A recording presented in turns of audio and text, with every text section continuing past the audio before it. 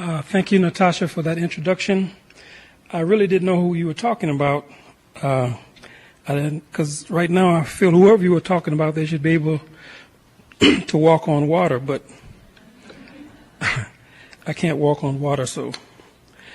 But I would like to thank Natasha. I would like to thank Leslie Sanders. I would also like to thank the people who have convened this event.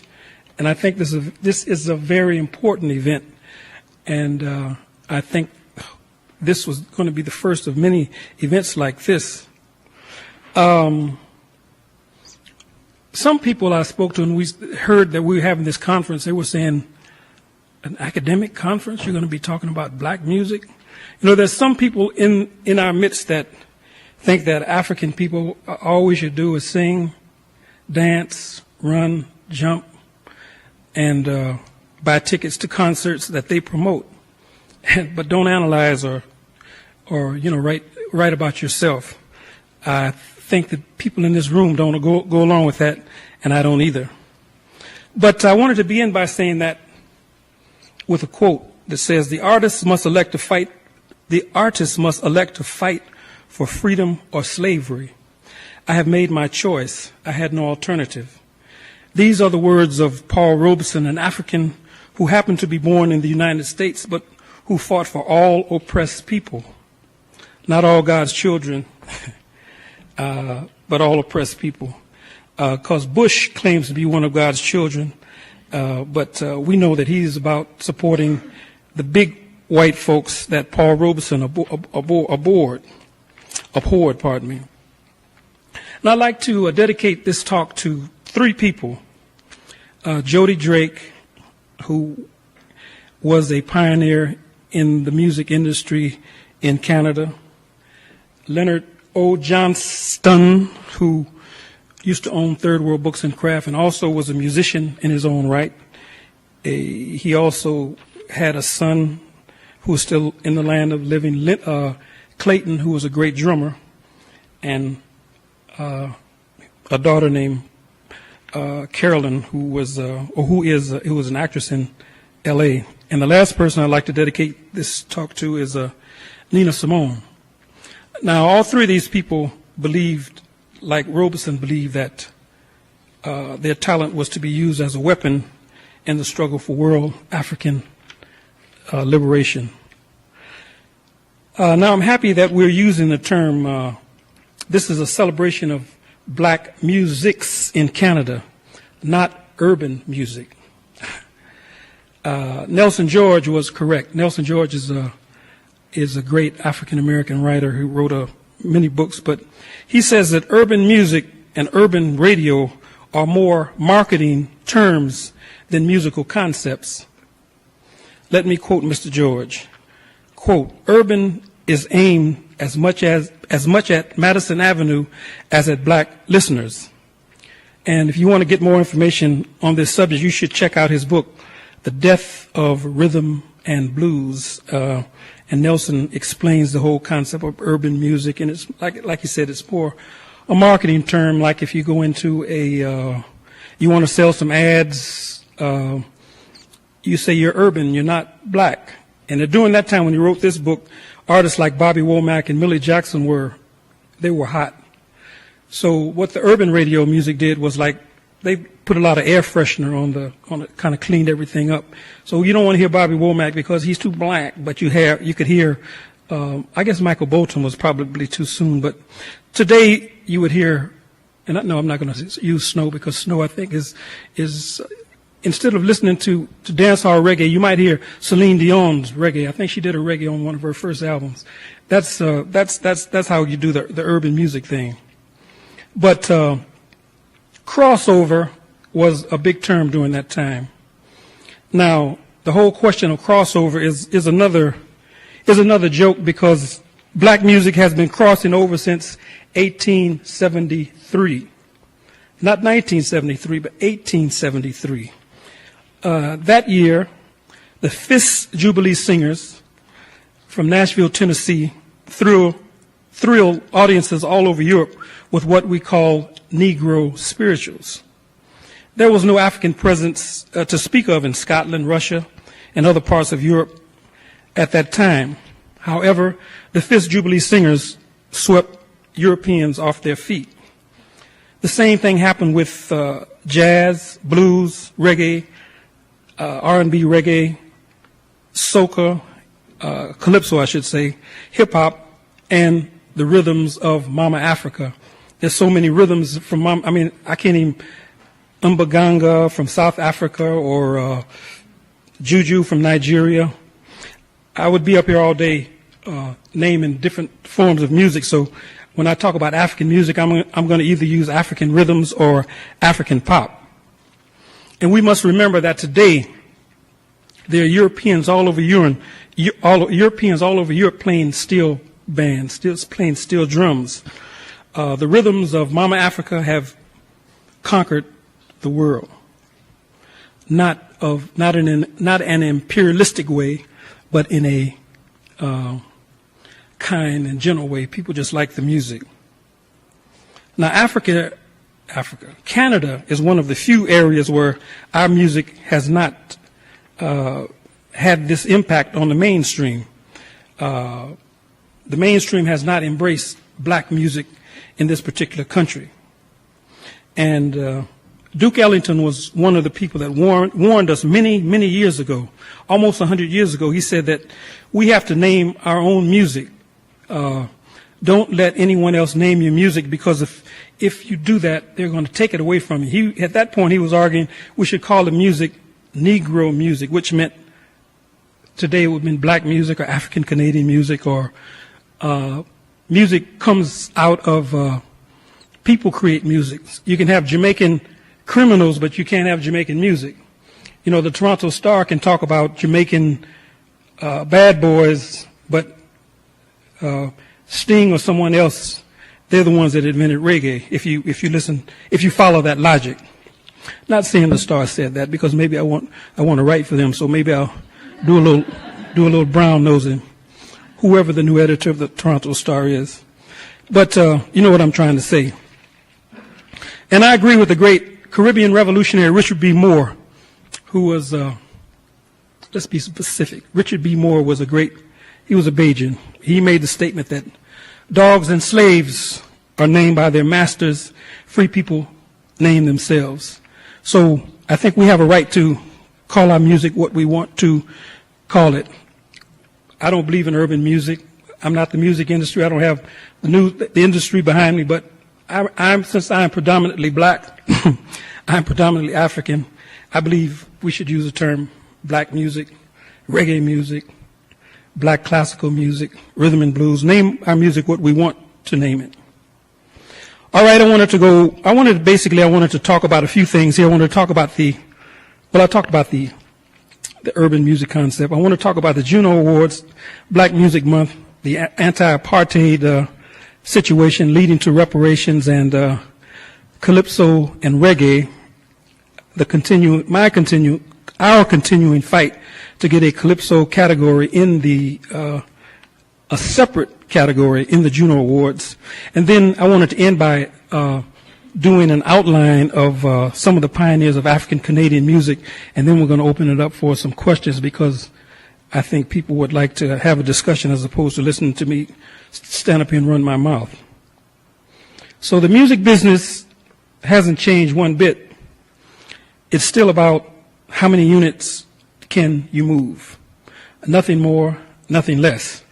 Exactly 100 years ago, William Edward Burghardt Du Bois pointed out, the problem of the 20th century is the problem of the color line.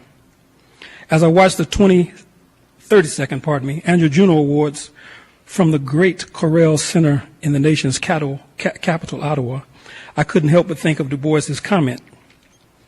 It was still European control over African creativity. Where were the artists like Collage, featuring Archie Alleyne and Doug Richardson? You can see them at this conference, but you didn't see them at the Junos. Where was Kingsley Etienne? You can hear Kingsley tonight. Kingsley, everyone should go see Kingsley. Kingsley used to do benefits for us. Kingsley plays an organ. Kingsley used to walk with his organ, not walk with it, carrying it. But this man, we used to have to say, man, look, here's the money paid. You know, he would bring his own organ to do a benefit for us, it's like losing money. So that's the kind of guy Kingsley Etienne is, and he should be supported. Jay Douglas, who I'll talk about a little bit later, and Marvia Providence, a great gospel artist who you should know about. How else can you account for non-Africans winning the blues, jazz, R&B, Juno Awards? Remy Sham, Diana Krall, Richard Underhill, and others walked away with these prestigious awards. Before you go off on me and label me a racist in reverse, as Joan Rivers might say, can we talk? It would be silly for me to stand up here and make a statement that white folks cannot play black music. It would be stupid for me to say that, because let me explain what I'm saying. I can remember watching Booker T and the MGs back up Wilson Pickett, the Mad Lads, Rufus and Carla Thomas and Eddie Floyd at a place called the 5-4 Ballroom in Los Angeles in the mid-'60s. I was a young guy then.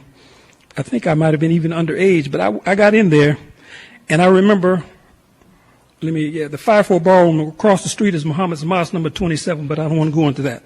But anyway, 1954, the 5-4 Ballroom is on 54th and Broadway. And I remember seeing this guitarist, Duck Dunn, a white dude, bass player, pardon me. Duck Dunn was the bass player, a guitarist, another white dude named Steve Cropper. And they were Europeans, and I remember saying, play that funky music, white boy. I couldn't believe it. Because this was Stax. This wasn't Philadelphia, New York, or Motown. This is Gut Bucket. This is almost the blues, you know. But those guys were doing it. Okay, while I have admitted that, I'm not a fool either. While admitting that Europeans can play black music, we Africans are still the innovators of the art form. While African people can play polka, I wouldn't be looking for an African innovator of that genre either. The late Nat Adderley Sr. and myself used to discuss this issue every time he visited Toronto. Adderley was of the opinion that maybe one day a white innovator would emerge. Nat Adderley was the brother of great Cannonball Adderley, and his son, Nat Adderley Jr., is Luther Vandross, is a musical director. So Nat was of the opinion that maybe one day there would be a white innovator. I don't know, I just want to digress for 1 minute. If you go back and you listen to like Mercy, Mercy Me and Country Preacher, those were written by a white dude who's not just a white dude, but he is a white dude from Austria, Joe Zawinul. Now, you can't get as white as that, and you can't get as funky as the Country Preacher and Mercy, Mercy. But he's still not an innovator. Understand me. Sorry. It's the same for Eminem. As good as he is, he hasn't brought anything new to the table. The same thing can be said of Remy Sham. Remy Shan. He has many weapons in his arsenal. He's a great songwriter, producer, engineer, multi-instrumentalist, and above-average singer. But he brings nothing new to the table. I personally think I can sing better than Remy Sham. I have a better voice than Remy Sham. I really believe, well, I know that. I could demonstrate it, but I'm not going to do it here unless you pay me. But I'm not a songwriter. I'm not a producer. I don't play all those instruments. And I saw the boy play the organ. He's good. But like I say, I think I can, my tenor is sweeter than his. I'm closer to Eddie and Smokey and Curtis Mayfield than he is. But I'll give him his credit. All right, we saw many African Canadians during CTV's 3-hour broadcast as presenters at the introduction to the show. Glenn Lewis, Molly Johnson, members of swollen members, pardon me, Julie Black, Master T, and members of the Rascals, Carl Harvey, Jarvis Church, and Sonia Collymore represented Canada's African side. Now, the Canadian Academy of the Recording Arts and Science, that's CARIS, appears to be attempting to clean up its act. During the commercial breaks, they actually featured steel pan music, Latin, and Indian music. This is a major breakthrough for the Junos. Canada cannot go into the 21st century with the traditional Eurocentric outlook. Africans, Asians, and people from Latin America inhabit this country as well. Now, back in I think it was 87. I have 1990 here, but that's wrong. I'm certain Natasha will correct me, but I think it was in 1987, the Black Music Association led a demonstration outside of O'Keefe Center today, which is the Hummingbird, when Karis refused to create a separate category for Calypso. Some of the people that were on that demonstration were Milton Blake, Ida Sadu, who owns a different book list, Henry King Cosmos Gomez, who will be performing here tomorrow, Clifton Joseph, Ian Jones, Diane Liverpool, and a few others.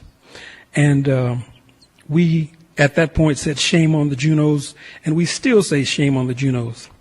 And it was the great African American, Frederick Douglass, who pointed out, without struggle, there's no progress. And unless we as a people continue to pressure Karis outside and inside, black music will not be respected. African Canadians create,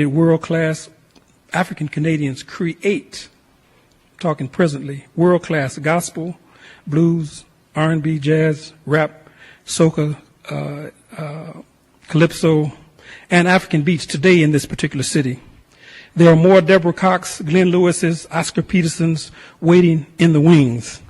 And we have created our own music awards, and we should support them. The Canadian Reggae Music Awards and also the Canadian Urban Music Awards. We should support them as well. Now, Black Music Month. For the third year running, the Black Music Association, we're not going to go to Mel Lastman and ask him to proclaim June Black Music Month.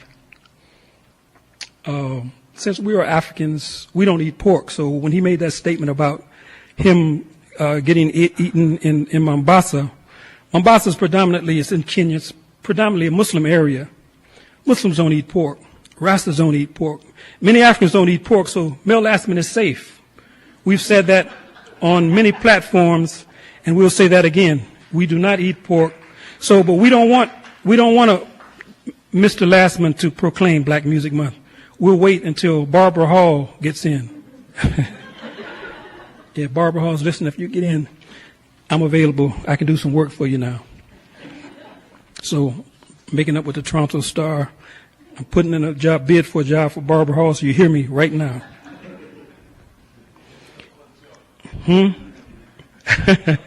Minister of Culture, that's right. Okay, just as Brother Power and his committee have proclaimed the first Sunday of every May as Dudley Law's Day, the BMA proclaims June 1993 Black Music Month in the city of Toronto. I'm proclaiming it right here at York University at Frontier College in front of William Doral Marshall and Neil Armstrong, the first man to go in outer space, and the program director, the station manager of CHRY, Norman Otis Richmond, is proclaiming June Black Music Month. Mel Lastman, we don't want it. And CBC is taping this. I hope the mayor and his lovely wife hear this, and I hope they, when they retire, since he has made up with Africa, I hope he goes to Mombasa and lays on the beach and has a good time in Africa. Okay. So let me leave Mel alone. When Black Music Month was conceived, it was conceived to be multi-purposed. Black music entrepreneurs could bum rush record companies, and whitemail them into giving them cash for everything from creating magazines to educating inner city youth. And for the more politically minded, it was time to pay tribute to the fallen warriors who paved the way for black music. This set of activists could honor everyone from Bessie Smith to Burning Spear. Like, we believe in Pan-Africanism, we believe in internationalism, so when we talk about black music or black musics, we are talking about everyone from Bessie Smith to Burning Spear to Cardinal Official to Femi Kuti to Judy Mowat to calypso rose, we're broad in our look. So we're seeing that music historians could, once we get the money from these companies, we could go and we could be published in the New York Times, the Washington Post, the Toronto Star, the Globe and Mail, and black music